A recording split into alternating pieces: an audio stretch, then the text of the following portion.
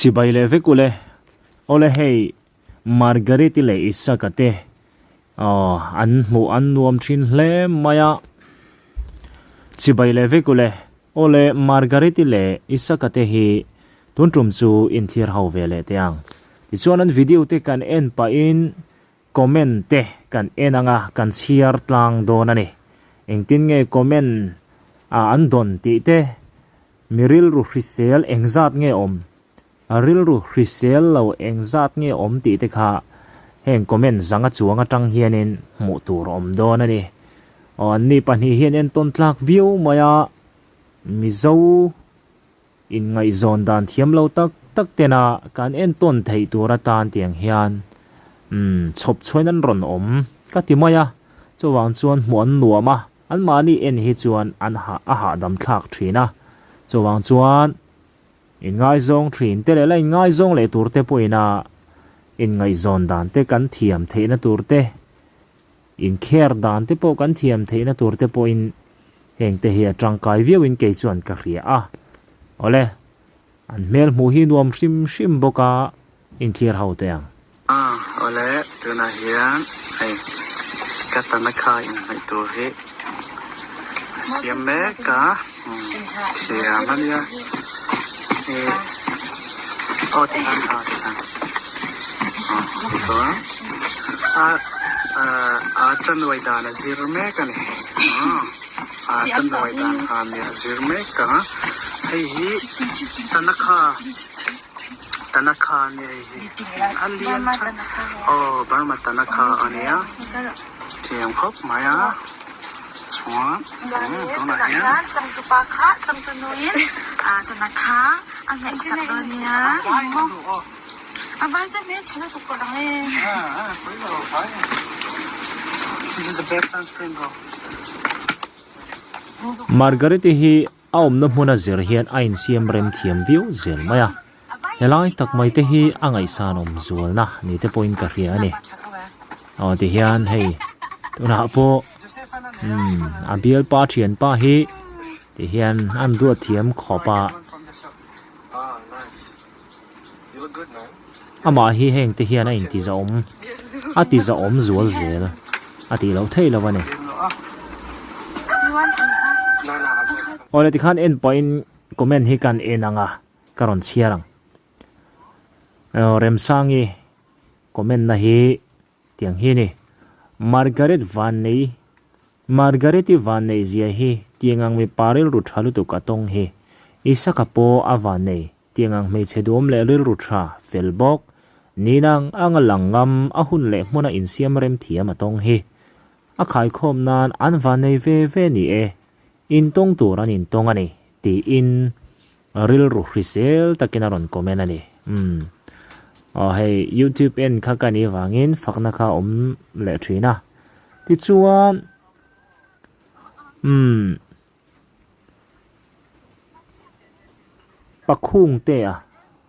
pakung po ne lo pakung te hianin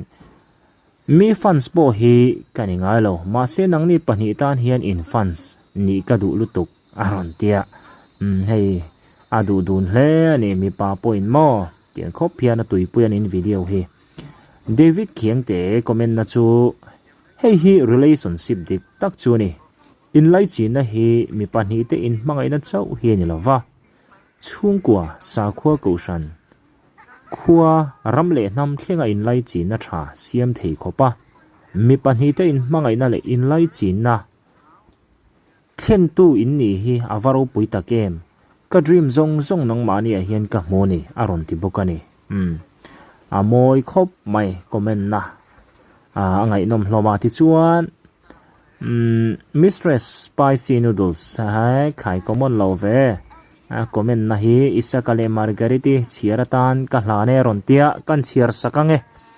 Isaka hi ka ngai sang tol mai za pui mi alavina mangai na barma musit na hmuna atilangam hi mangai na chuan ramri akham lava tin bible in mangai na a define dan kha minti hachua kani aron tia barma musit nam kan nia kanu naute nireng chung si in barma musit nam kan nia kanu naute nireng chung si in baka thil ti sual thrin alian tham te hi barmami an lo ni du chong bok nen kandem big lo ma se voi khat pian ve mana du tak nei ngam lo te abikin vaya te hian a hluara chung te soyanga pianga hi pa lo ka ti ber te zinga mi ani ma se hei chu mangai na ni mi soya boisu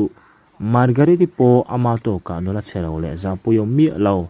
an rama chuan nula mani to ka inti ve ve thei tak tur din huna ding ani a alit ling thok hian kan soi ve thei tlat entir nan Margareti hi ifak ka ti thlot Isaka tiang inei du hi ti in ram din monin azir lo chuan poisa te eng kima ani chuan ani turang kan ni thei lo ti hi chu le khazir sang chin chuan kan reve kang chia le tha re chin chuan kan reve kang in me hle mai lalpan mal som chu ro city in aron komena aril khop maya kan thre thiam tur ha te po nga yang mi hausa le million hau tan chuan inom na le le in chu enga tan va ma antilovanga ma se in hlim na ero hi chu an nei phave lo mai theni aron ti boka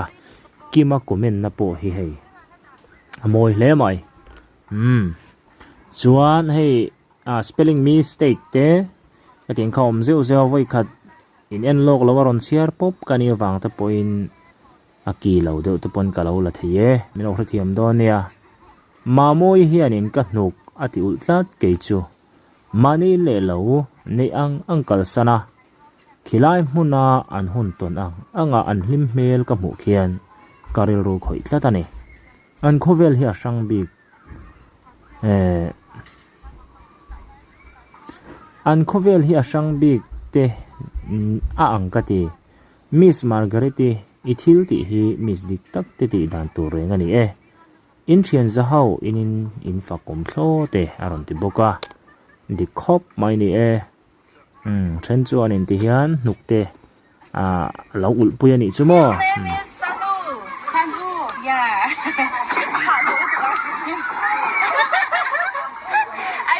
I feel shy.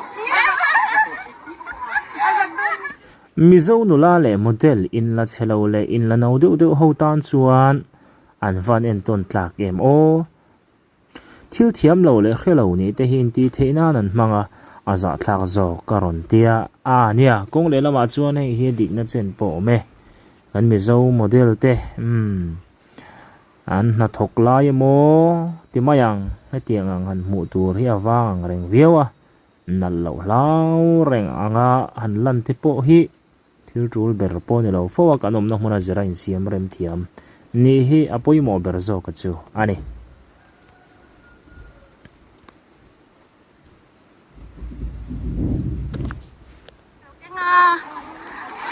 ini entawn siko me Kimo okay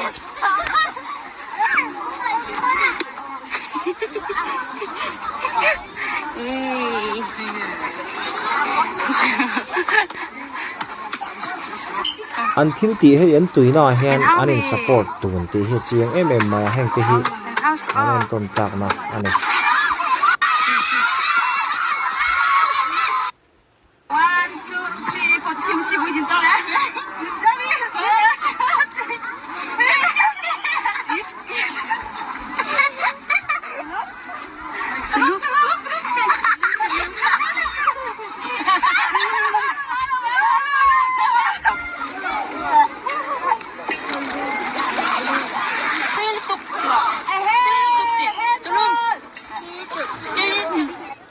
heng no pangte te han mu hian ngai tuana tikal thuya hetiang no pang Raltlan nga ya an hanom te hian laina tom tak zeta ti thei atam lo ma se ngai tuana ron tikal thuye me mane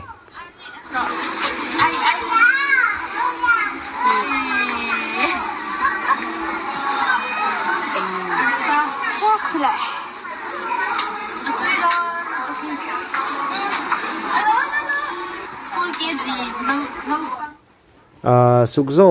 hian in ti hian aron komena Margaret Bible in mei chi om dan tura soi hi inuna mu tura tam hle mai Isaka po ril ru that na hi alang chiang hle mai ron ti ya ni e Bible in me chia te om dan tur aron soi zinga khan Margareti hianin avong nung hle maya ka ti ya ke pon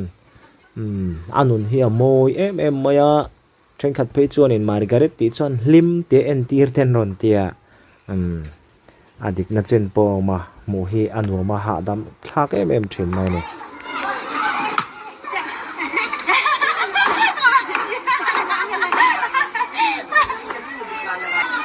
chuyện ya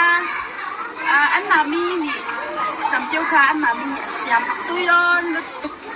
lẹ tui lứt tục á lần qua nè mang sắm na mình tê rồi thế man thank you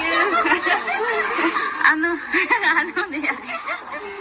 nó nhau đấy anh ê lu à ca cái mà luôn nè anh ha cắt thọc à không mà lộn cái mà anh luôn nè mel thà khóc mày cái lộn nó tụt giờ hen cái mà này Eitur tên nên siamsak à cái lộn khóc mày bây giờ đang chiếm lật tục chiếm chỉ mấy yang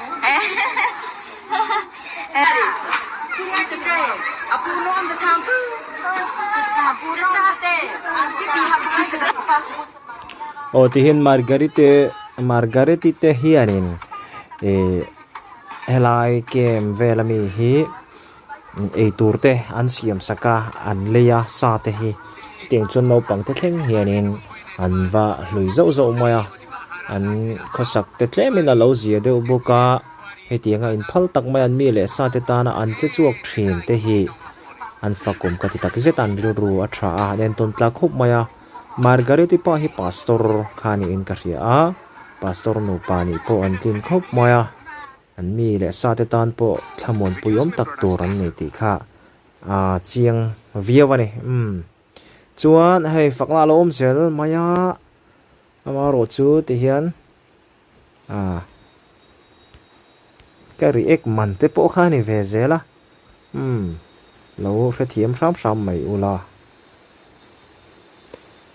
ti chuanin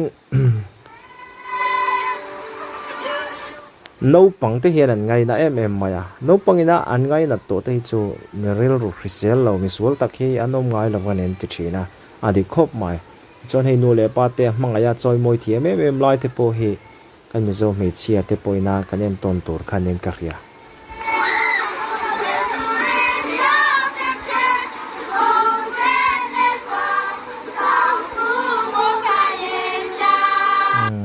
moi le man ha sak pa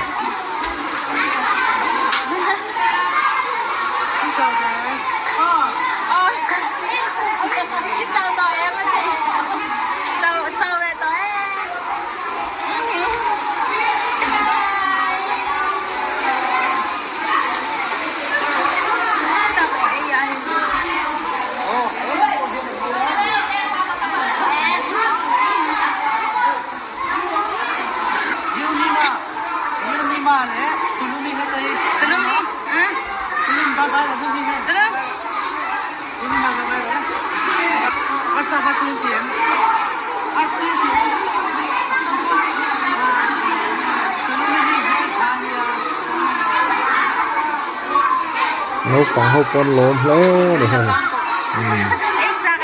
kia xiên hết tiền cái gì rồi này nó kịch thà nó tập ống khúc này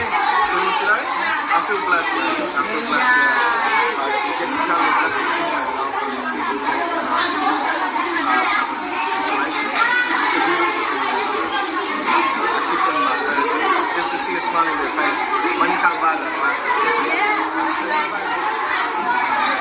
Well, I'll leave you guys to your vlog.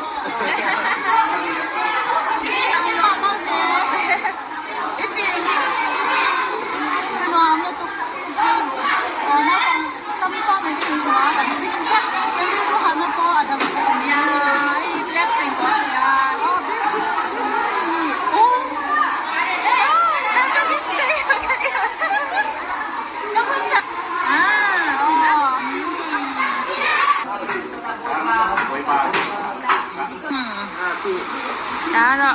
cái và cái lồng tuk ati Hey. kalau nó tuk Ale. ole Isaka te Margareti te damna hrisel na thalo changzel turin du sakna kan hlana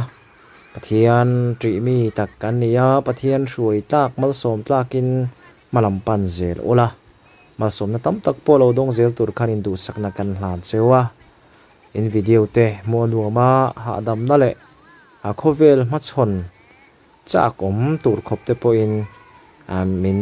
motivate thini te in karia in mel hu te nuama kop choya lim taka hun mang zel tur khanen tu sakna kan hlan tak me chu ane